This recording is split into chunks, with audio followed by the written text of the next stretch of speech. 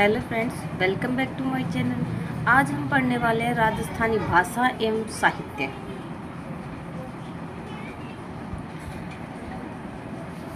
अगर आपको मेरे द्वारा दी गई यह जानकारी एक बुक्स में से दी जा रही है, अगर आपको अच्छी लगती है तो कमेंट करें, लाइक करें, शेयर करें और चैनल को सब्सक्राइब करना बिल्कुल भी ना भूलें। राजस्थानी भाषा से तात्पर्य राजस्थान नामक भूभाग में बोली जाने वाली जनभाषा से।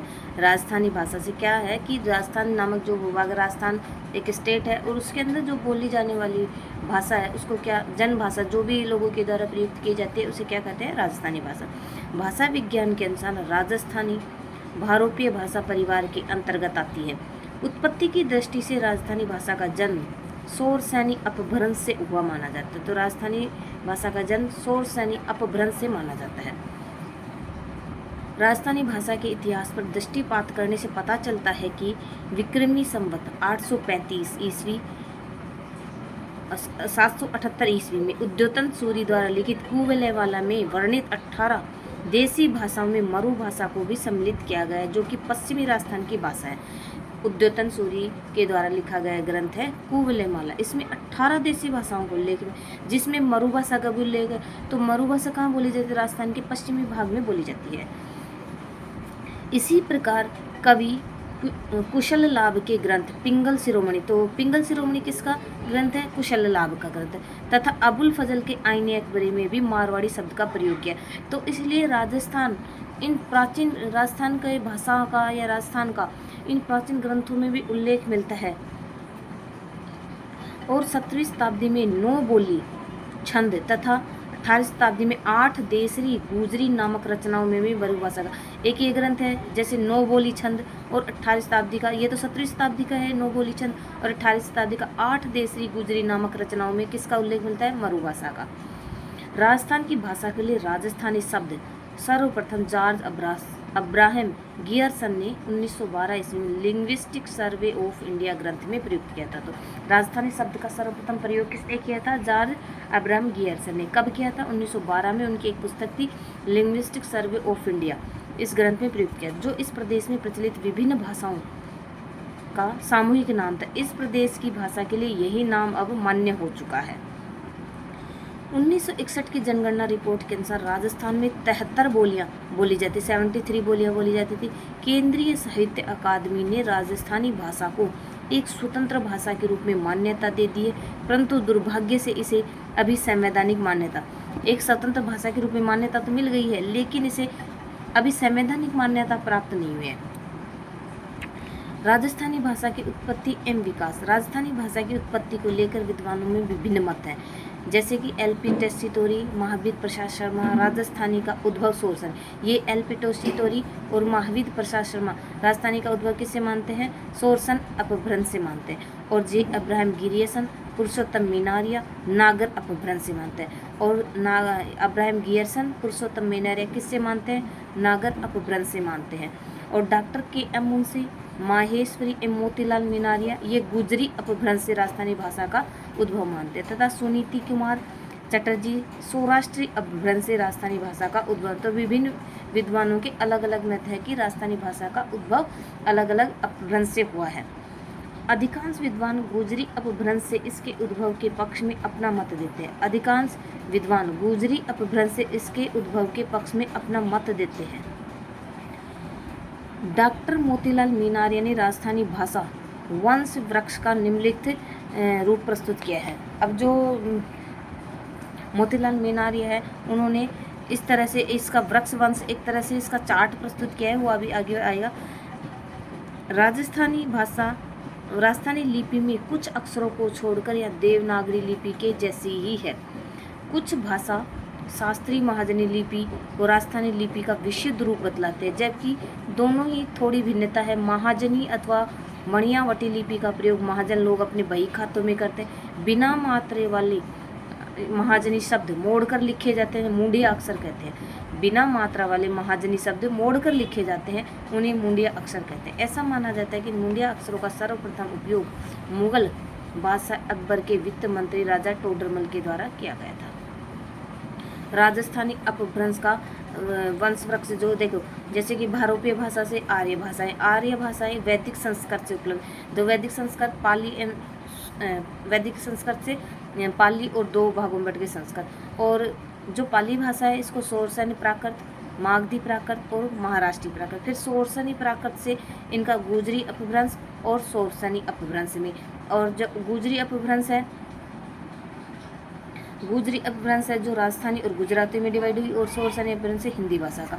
और राजस्थानी भाषा के विकास को निम्न चरणों में स्पष्ट किया जाए। गुजरी अपभ्रंश 11वीं से, जो गुजरी अपभ्रंश है ना, ये 11वीं और 13वीं शताब्दी के मध्य में रही है। और प्राचीन राजस्थानी 13वीं से 16वीं शताब्दी के मध्य, और मध्य राजस्थानी है जो 16वीं सदी से 18वीं शताब्दी। अर्वाचीन राजस्थानी जो प्राचीन राजस्थानी वो 18वीं सदी से अब तक की है। ये क्या है? अर्वाचीन है। अर्वाचीन का मतलब प्राचीन नहीं होता, सॉरी, इसका मतलब होता है नवीन। एक तरह से अब जो भाषा हुआ है 18वीं शताब्दी से अब तक है।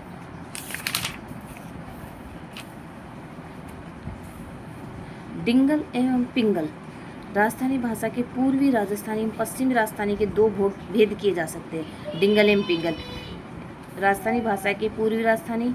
और देखो बाहर बच्चे खेल रहे हैं, किसी की आवाज़ आए तो आप सॉरी है, आप लोगों के लिए डिस्टर्ब हो तो आप मेरी आवाज़ को सुनिएगा, उन पर गौर मत कीजिएगा। पूर्वी राजस्थानी एवं पश्चिमी राजस्थानी दो भेद किए जा सके। प्रथम का संबंध पिंगल और तथा द्वितीय का संबंध प्राचीन राजस्थानी से, जिसे डिंगल नाम से दिया गया है। प्रथम भाषा पिंगल है और अपभ्रंश, तथा द्वितीय भाषा का संबंध प्राचीन राजस्थानी से, जिसे डिंगल, प्राचीन राजस्थानी से जिसे कहा गया है डिंगल भाषा। और प्रथम भाषा जो पिंगल अपभ्रंश है। डिंगल भाषा का सर्वप्रथम प्रयोग पिंगल शिरोमणि में नामक कृति में कुशल लाभ ने विक्रमी संवत 1607 व 1550 ईस्वी में किया, जो आज तक इसका प्रयोग प्रचलन में। राजस्थानी साहित्यकारों की डिंगल साहित्य लेखन के प्रति लगाव का वर्णन विक्रमी संवत 1871 व 1814 ईस्वी में बांकीदास आर्य ने कुकवि 32 में किया है। तो ये डिंगल का सर्वप्रथम प्रयोग किस में हुआ? पिंगल शिरोमणि नामक कृति में हुआ, और जो किसकी है? कुशल लाभ ने विक्रमी संवत में किया, और आज तक इसका प्रयोग प्रचलन। और राजस्थान में डिंगल साहित्य लेखन के प्रति लगाव का वर्णन विक्रमी संवत में बांकीदास आर्य ने कुकवि 32 में किया है।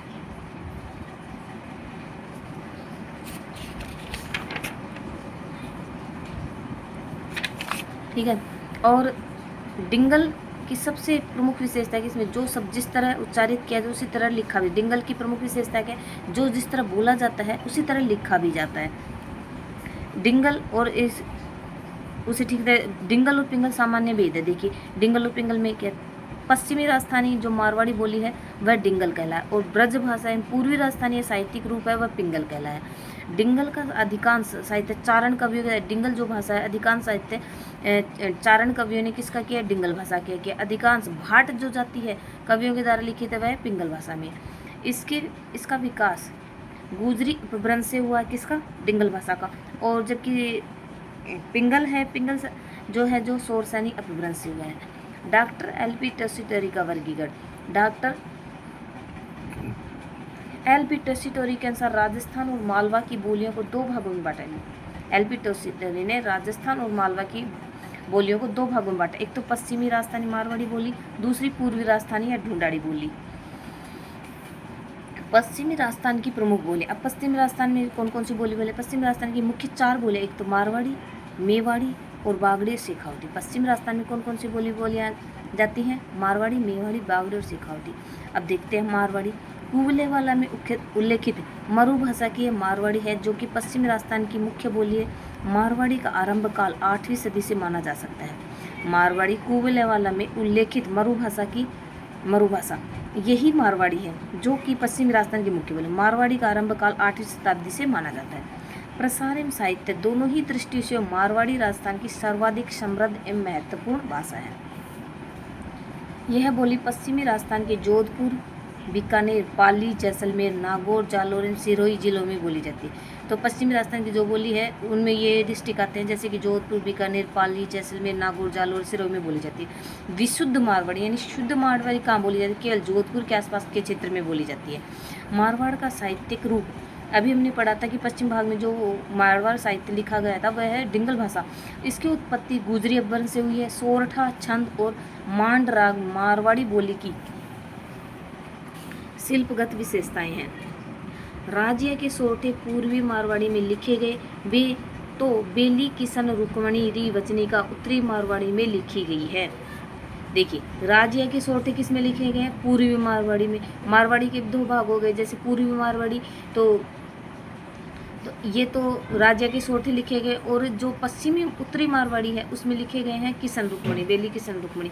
जैन साहित्य मीरा के अधिकांश पद इसी भाषा में लिखे, किसमें? मारवाड़ी भाषा में। मारवाड़ की बोलियां एवं उपबोलियां। अब मारवाड़ की बोलियां उपबोलियां, मारवाड़ की उपबोलियां कौन से? मेवाड़ी, बागड़ी, शेखावटी, बीकानेरी, ढटकी, थली, खैराड़ी, सिरोही, नागेरी और देवड़ावाटी और गोड़वाड़ी मारवाड़ी भाषा की प्रमुख उपबोलियां हैं। अब देखते हैं मेवाड़ी। उदयपुर व उसके आसपास के क्षेत्र मेवाड़, वहाँ की बोली मेवाड़ी कहलाती है।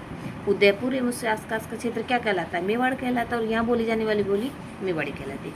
यह मारवाड़ के बाद राजस्थान की मारवाड़ी सबसे ज़्यादा बोली जाने वाली मारवाड़ी, और उसके बाद मेवाड़ी बोली। मेवाड़ी बोली के विकसित रूप में दर्शन में हमें 12वीं और 13वीं शताब्दी में मेवाड़ी बोली विकसित कहाँ होती है? 12वीं और 13वीं शताब्दी में ही दिखाई देने लगती है। जगत अंबिका मंदिर में उत्कीर्ण शिलालेखों में सर्वप्रथम इस बोली के साक्ष्य हैं। तो इस बोली के प्रथम साक्ष्य कहाँ मिलते हैं? जगत अंबिका मंदिर के उत्कीर्ण शिलालेखों में मिलते हैं। मेवाड़ी भाषा में नी का प्रयोग सर्वाधिक होता है। तो मेवाड़ी भाषा में किसका प्रयोग होता है? नी। मेवाड़ी का शुद्ध रूप मेवाड़ के गांव में ही देखने को मिलता है। धावड़ी उदयपुर की एक बोली है। धावड़ी भी एक बोली है जो उदयपुर की एक बोली है। अब देखते हैं बागड़ी। डूंगरपुर व बागड़ क्षेत्र क्या होता है? डूंगरपुर व बांसवाड़ा के क्षेत्र को बागड़ कहा जाता है सम्मिलित रूप से। इन क्षेत्रों का प्राचीन नाम था बागड़, इसलिए यहाँ की बोली बागड़ी कहलाई, जिस पर गुजराती का अधिक प्रभाव है। प्रोफेसर डॉक्टर गियरसन ने भीलों की भी कहते हैं, बागड़ी बोली को भीली भी बोली भी कहते हैं, और भीली बोली बागड़ी की सहायक बोली है। बागड़ी बोली मारवाड़ी व मालवी बोली का मिश्रण है। तो बागड़ी बोली मारवाड़ी और मालवी बोली का मिश्रण है, जो दक्षिणी पूर्वी राजस्थान में बोली जाती है। शेखावटी बोली मारवाड़ी की उपबोली शेखावटी राज्य के शेखावटी क्षेत्र सीकर, चूरू, झुंझुनू क्षेत्र में बोली जाती है, और जिस पर मारवाड़ी एवं ढूंढाड़ी का प्रभाव दिखाई देता है। अब गोड़वाड़ी बोली जालोर जिले की अहोर तहसील के पूर्वी भाग में प्रारंभ होकर पाली में है। जो बोली जाने वाली मारवाड़ी की उपबोली बिसल देवरासु इस बोली की प्रमुख रचना है। किसकी? गोड़वाड़ी बोली बिसल देवरासु की इस बोली की रचना है। और गोड़वाड़ी बोली मारवाड़ी बोली की उपबोली है। गोड़वाड़ी बोली किसकी उपबोली है? मारवाड़ी बोली की। इसकी उपबोलियाँ सिरोही, बालवी, खड़ी व महाड़ी है।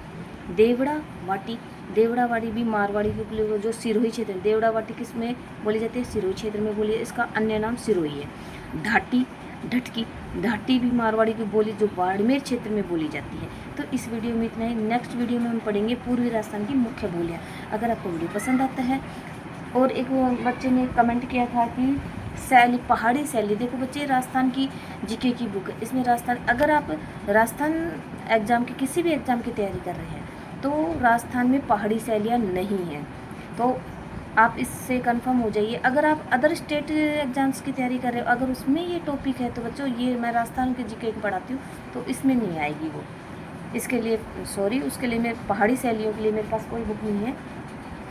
तो अगर आपको राजस्थान में किसी एग्ज़ाम की तैयारी करनी है, राजस्थान जीके से संबंधित कोई भी टॉपिक चाहिए, तो आप कमेंट कर सकते हैं। उस टॉपिक को मैं पढ़ाने की ज़रूर कोशिश करूँगी। और किसी भी बच्चे के पास ये वीडियो पहुँचती है, अगर आपको कोई टॉपिक पढ़ना हो राजस्थान जीके से संबंधित, तो कमेंट ज़रूर करके बताएं। Thank you.